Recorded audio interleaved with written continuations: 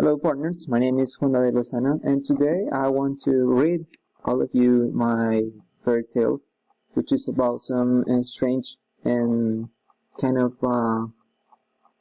it's kind of a different topics to see. If you think about these bubbles, you will probably think that are wonderful things that make you feel like funny when you're a kid and you can play around with these bubbles.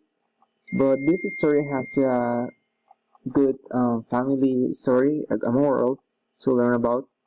And I want to start reading my fairy tale, which is about these bubbles. And it's also called Dark Bubbles. So there was a small neighborhood in a distant city. It was a very humble place. It was known in the whole city because all the workmen and housekeepers lived there. Also obscure was a small kid who lived there with his family. They were a family of 4 people: his father Kurt, his mother Maggie, and his little baby sister Susan. The mother was a housekeeper, and she usually went to work early in the morning until 7 or 8 at night. Kurt had lost his job since he got laid once.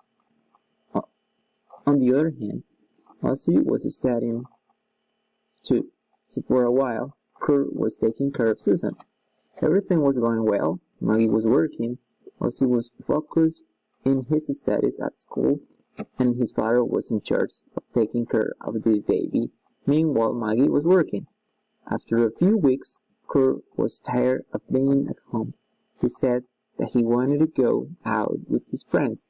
He said that he deserved it since he was really good at taking care of the baby. So Maggie thought that was fair. He left home and Maggie went to sleep with the baby. Ozzy was studying in his room. He had math tests for the next day, so he was going over as much as they could. By 1 a.m., he fell asleep. But 1 hour later, someone was knocking on the door.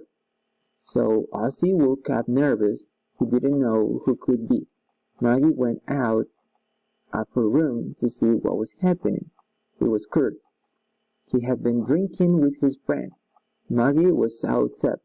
She had told him about not drinking that much. Suddenly, Ozzy woke up too, and he saw his mother, and she was arguing with his father. He didn't know why, so he tried to calm his parents. Maggie told him to go to his room, and he didn't want to. For that reason, Maggie told him again, but Ozzy said no.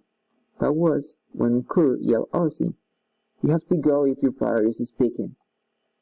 And he was slapped by his father in his face. Ozzy started crying, and after that, he went to his room. Maggie yelled to Kurt. She said that it was awful to see that kind of action against her son, and Kurt said that it was an order and kids must obey parents. Maggie was sad, but she was so tired too, and she just wanted to go to sleep.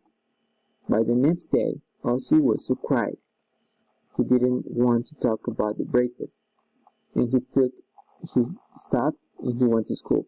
He usually walked to school. Meanwhile, he was working and he was thinking about what happened last night. He couldn't be focused at the classes. He was feeling scared of being treated again by his dad.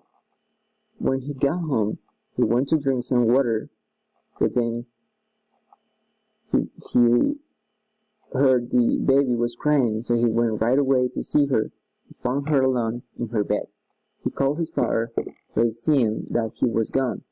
He took the baby in his arms, and he was singing her a relaxing song. After that, the baby was sleeping, and he saw something strange. He saw a little dark bubble in the air. He thought that it was his imagination. After a couple hours, Mom was home again, and when she saw that it was just Ozzy and Susan, she got angry and called Kurt. She said that was irresponsible. How could you leave your daughter alone? She said that she hung up. However, she cooked dinner for Ozzy and Susan. Ozzy was worried for her mother, but he ate everything she cooked. At that moment, he saw another dark bubble. He realized that those dark bubbles always appeared when his parents were feeling angry. He didn't think too much about it, but then he went to sleep with Susan and his mother. The next day, they woke up and his father was not there. Maggie didn't say anything about that. Then she went to cook something fast for breakfast. She tried not to call Kurt's phone, but it didn't work. She took Ozzy and Susan to school, and they had taken the bus. And just after that, they were going on the bus. Ozzy saw a dark bubble on top of his mother. He said, "Mom, you have something on your head." She touched her head, but she didn't feel anything. She said that Ozzy was sleepy, and she was saying nonsense. Ozzy took the stop in school, and Maggie went to her sister's house to ask her a big favor. She needed her to take care of her daughter. Her sister agreed, and then Maggie went right away to her job, trying to be on time. At night, Maggie was back home with Susan and Ozzy, but Kurt wasn't there either. Ozzy saw that his mother was surrounded by those dark bubbles. He told her about the bubbles, but Maggie wasn't able to see them. Ozzy calmed down, and he thought that he was the only one who could see those bubbles. He went to the bathroom and looked at the mirror. He saw something just amazing. He had bubbles too, but he had different ones. Those were light bubbles. He was very confused. He didn't understand why he was the only one that was capable to see those bubbles. Then he heard his father. He had come back home. Then he went to say hello, but when he was about to speak, his father, he saw that his father was surrounded by those dark bubbles too. He was in shock. Then his mother sent Ozzy back to his room. She said that adult must speak. By the next morning, he saw his father even being a baby. She had light bubbles like him. However, he tried his dad. He asked him if he was able to see those bubbles around him. Kurt didn't understand why was Ozzy making that kind of questions. He said, "Sorry, son, I don't see any bubble." After that, they had breakfast and went each one destination. After that night, Ozzy's parents were very quiet. They didn't want to see them that way. So he talked about what happened that day at school when the baby started to cry. Barton looked at each other and replied, "You have to take care of her." It was obvious that they were not happy, so Ozzy said that he could go to take care of Susan, so Kurt and Maggie could rest for a while. When the baby had been fed and calmed, Ozzy decided to tell his parents that everything was alright, so they could go to sleep. Maggie noticed that Ozzy was trying to solve that situation, but she knew that Kurt was not doing something nice out of home.